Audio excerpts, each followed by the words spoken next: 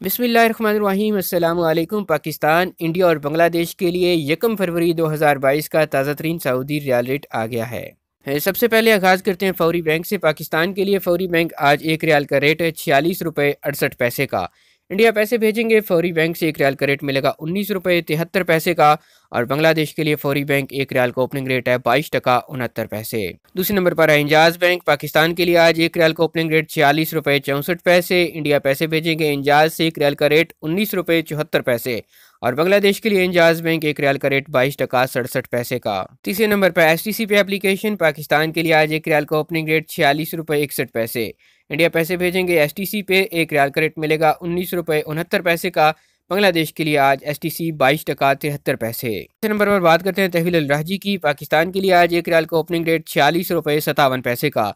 India पैसे भेजेंगे तहवील अल राजी से 1 रियाल का रेट 19 रुपये 67 पैसे का। और बांग्लादेश के लिए तहवील अल राजी आज 1 रियाल का ओपनिंग रेट है 22 टका 60 पैसे। सऊदी अरब की खबरें और रोजाना रियाल रेट मोबाइल फोन पर हासिल करने के लिए चैनल को सब्सक्राइब कीजिए, घंटे का बटन दबाइए ताकि नई आने वाली वीडियोस आप तक पहुंचती रहें।